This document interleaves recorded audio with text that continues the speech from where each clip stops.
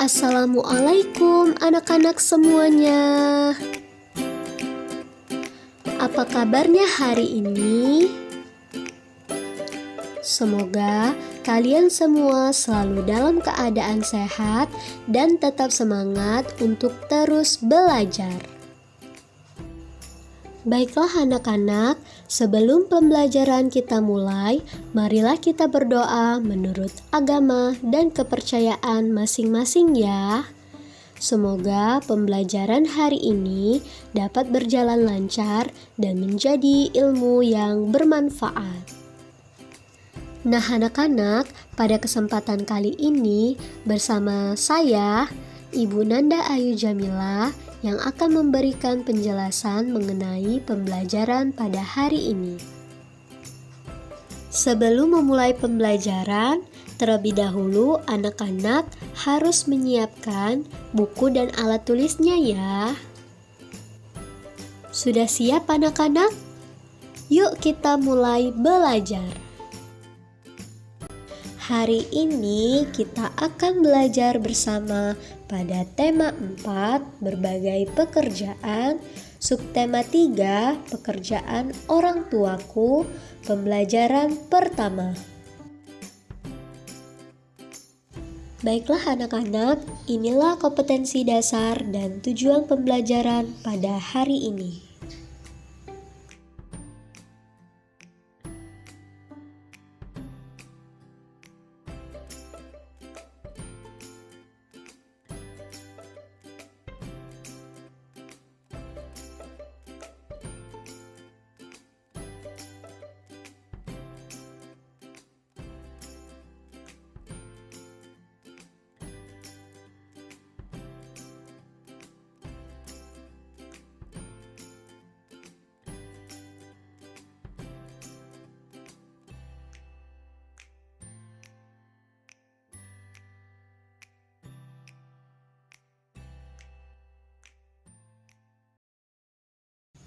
Nah, anak-anak, apa saja sih jenis-jenis pekerjaan? Ada yang masih ingat? Iya, betul sekali. Ada yang bekerja sebagai kameramen, polisi, pelukis, dokter, dan masih banyak yang lainnya. Nah, anak-anak, tahukah kamu seorang pendongeng? Pendongeng adalah orang yang menyampaikan dongeng kepada orang lain. Mendongeng adalah pekerjaan orang tua Sani, temanku. Apa pekerjaan orang tuamu? Nah, anak-anak, apa ya pekerjaan orang tuamu? Dongeng merupakan cerita hayalan atau cerita yang tidak benar-benar terjadi. Indonesia kaya akan dongeng. Banyak di antaranya yang didongengkan. Mendengarkan dongeng sangatlah menyenangkan. Adakah pendongeng di sekitarmu, anak-anak? Sebelum kita membaca dongeng, ikuti terlebih dahulu langkah-langkah untuk menemukan unsur cerita di dalam dongeng. Yang pertama, bacalah cerita dengan seksama. Yang kedua, catatlah tokoh-tokoh yang ada di dalam cerita. Selanjutnya, catatlah hal-hal yang sering dibicarakan di dalam cerita tersebut. Baiklah anak-anak, sekarang ayo membaca dongeng yang berjudul Tupai dan Ikan Gabus. Dahulu kala, hiduplah sepasang sahabat di daerah Kalimantan Barat. Mereka adalah seekor tupai dan seekor ikan gabus. Setiap hari, mereka melakukan kegiatan bersama, mencari makan, bermain, bahkan mengunjungi tempat-tempat baru selalu dilakukan bersama. Suatu hari, tupai tidak melihat gabus. Ia mencarinya ke tempat biasa gabus tinggal. Saat bertemu, tupai sangat kaget karena gabus terlihat sangat lesu. Ternyata ia sedang sakit. Tupai sangat sedih. Ia menawarkan makanan untuk sahabatnya. Namun, gabus tidak berselera untuk makan. Gabus hanya menginginkan satu jenis makanan yang diyakininya dapat menyembuhkan penyakitnya. Tupai berjanji akan mencari demi sahabatnya. Setelah Gabus mengatakan makanan yang dapat menyembuhkan penyakitnya, Tupai sangat kaget. Ia harus mencari hati ikan Yu. Ikan Yu sangatlah ganas. Tidak terpikir olehnya ia bisa mendapatkannya. Namun Tupai bertekad untuk mendapatkannya karena ia ingin sahabatnya sembuh. Tupai kemudian mengambil kelapa, melubanginya dan membiarkan airnya habis. Lalu Tupai masuk ke dalam kelapa dan angin membawanya masuk ke dalam pantai. Kemudian sang Tupai bertemu dengan ikan Yu. Ikan Yu langsung mengejar si Tupai dan memakannya. Di dalam perut ikan, Tupai kemudian keluar dari kelapa dan menggigit hati ikan Yu.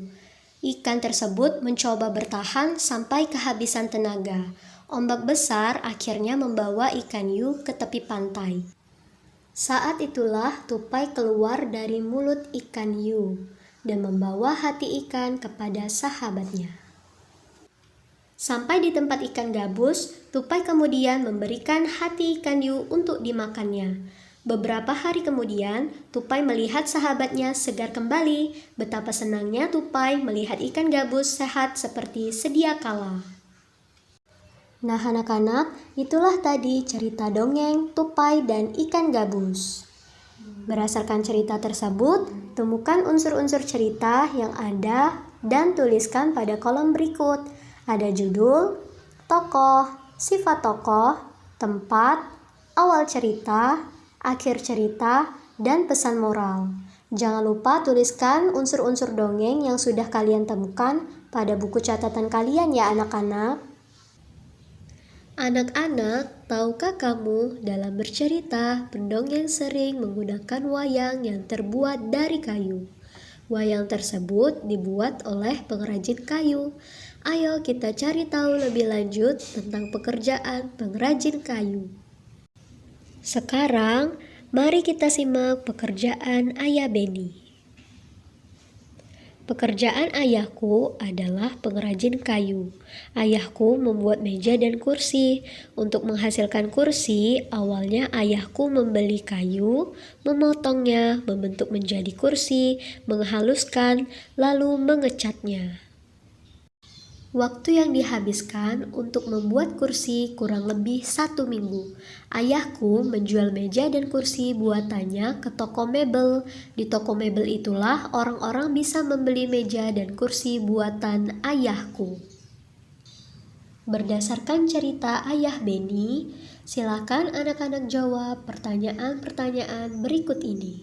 Yang pertama, produk apa yang dihasilkan oleh Ayah Beni? Yang kedua, apakah pekerjaan Ayah Beni termasuk menghasilkan barang atau jasa?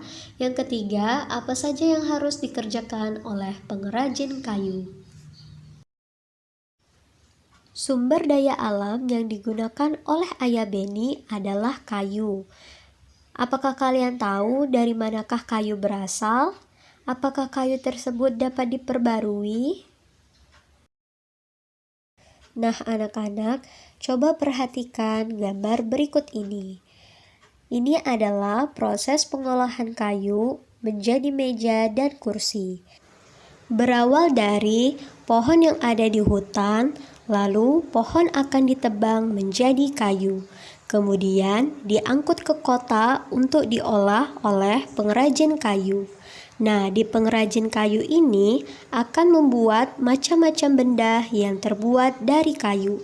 Setelah itu akan dikirimkan ke toko mebel untuk dijual dan dibeli oleh pembeli. Nah, anak-anak, itulah tadi proses pengolahan kayu menjadi meja dan kursi. Sudah paham ya anak-anak? Ayo kita lanjutkan. Anak-anak, apakah kalian tahu salah satu hutan di Indonesia yang sering diambil pohonnya adalah hutan yang ada di Kalimantan?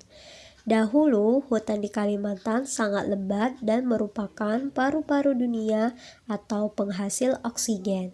Akan tetapi, kini pohon-pohonnya semakin berkurang karena sering sekali terjadi kebakaran hutan. Nah, anak-anak, perhatikanlah gambar peta hutan yang ada di Kalimantan. Dari gambar berikut, warna hijau menunjukkan adanya pohon, sedangkan warna putih menunjukkan hutan yang gundul. Pada gambar tersebut, dapat kita lihat bahwa hutan di Kalimantan semakin lama semakin berkurang. Nah, anak-anak, bagaimana menurut kalian perkembangan pohon yang ada di hutan Kalimantan dari tahun ke tahun? Silahkan anak-anak jawab perkembangan hutan yang ada di Kalimantan pada tabel yang masih kosong ya. Anak-anak, apakah kalian tahu untuk menghindari kerusakan hutan, apa yang harus kita lakukan?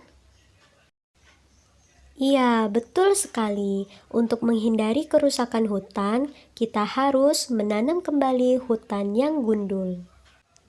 Selanjutnya, kita harus menerapkan sistem tebang pilih dalam menebang pohon.